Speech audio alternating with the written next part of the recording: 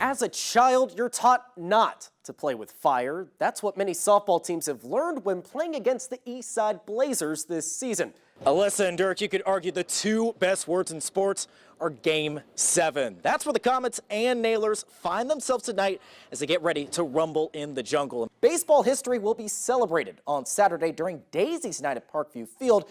The Tin Caps, they're going to wear these jerseys while honoring former players of the All-American Girls Professional Baseball League. All season, Eastside softball has blazed through their opponents, but they found themselves in a bit of a jam early in their sectional title game against Woodland. To quote the late George Michael, it turned out all the Blazers needed to come back in this game was have a little faith.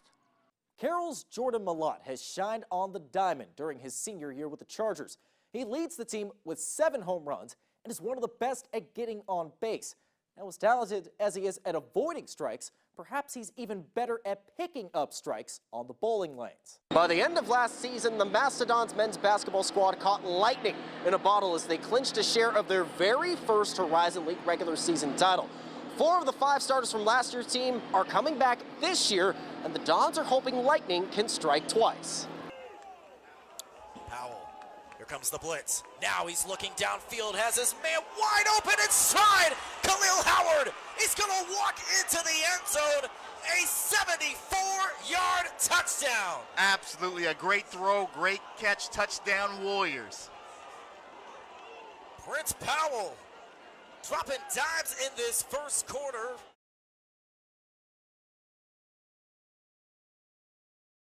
There can only be one softball state champion in Class 2A. Coming from Southwest Indiana is North Posey, who has an impressive 24-1 record.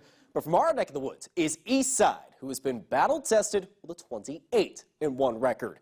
The stage is set. Bittinger Stadium at Purdue University. Eastside making their first appearance in the state final since 1998. Top of the second, Natalie Lauer. She was locked in on the bump, and she gets North Posey swinging to end the inning. No score through the first 2 innings until the bottom of the third when Emma Klein leads off with a triple. Then J.C. Kitchens squeezes this one, scoring Klein. Eastside on the board first, leading 1-0. Bottom of the fourth, another bunt, another run. This time, Grace Crusher scoring Matea Byerly, and the Blazers leading 2-0 through 4.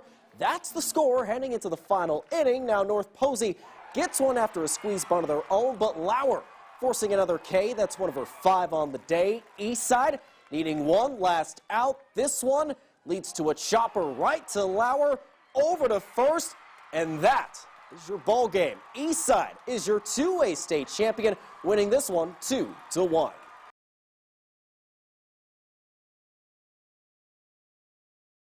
Pro bodybuilder Christine Matthews is also known by her nickname Panda.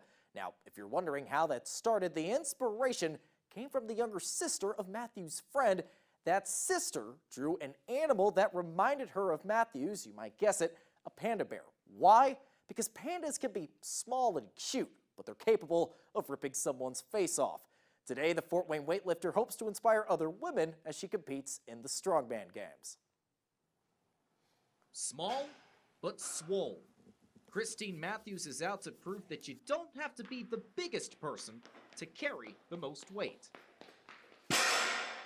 She competes in the lightweight division of the strongman games. Several challenges in these contests can also be seen in the world's strongest man. So the big Atlas stones, the truck pulls, it's all what I do, but it's just on a smaller level with the weight classes. Matthews recently got featured on the national stage, deadlifting 475 pounds during April's Clash on the Coast in Hilton Head, South Carolina. That's what this is so huge for us weight-classed athletes, to see ourselves on ESPN finally. We've been digging for years, and now we're finally reaching that landmark, so it's been huge. Over the years, Matthews has been amazed at what women in her weight class have accomplished.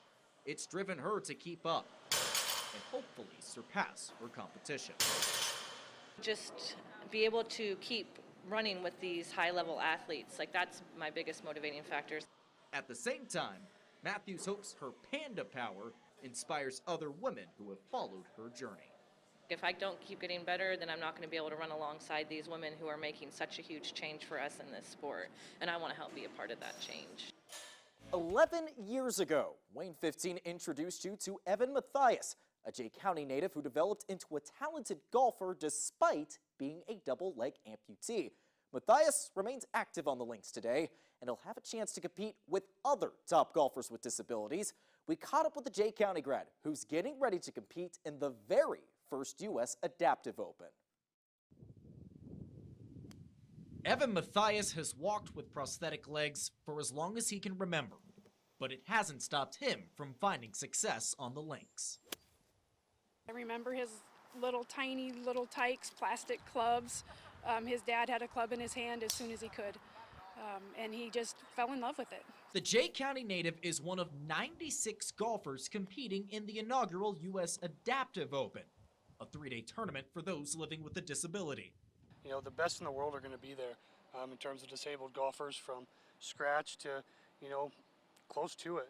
I hope that I can really put my name out there, compete to the highest ability, and, possibly have a chance of winning the tournament. Matthias is thrilled to see the game of golf expand and hopes this tournament inspires others going through similar circumstances. I think for me, I don't know any different, having my prosthetics since basically birth. For these guys that maybe have lost limbs or other disabilities later in life, that there is still opportunities out there for them that, they can compete, they can move forward in the game of golf and other sports. To be in that field of that level of elite athlete says a lot for Evan, says a lot for all of those folks who have risen to that level.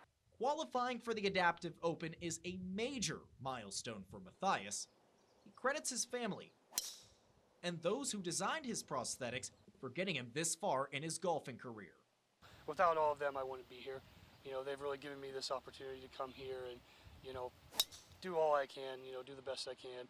And, I think it's showing this next month, at this tournament. He had great coaching from his parents, and then great coaching all the way through, and great mentoring from a lot of people. The top priority in July, to finish on top of the leaderboard. But Matthias is more focused on putting together 3 consistent rounds. I hope that in the future this kind of grows the game of adaptive golf, and we'll see what happens in the future with it. The U.S. Adaptive Open is scheduled from July 18th through the 20th at Pinehurst Resort in North Carolina. I'm Josh Ayen, and that's your local sports report.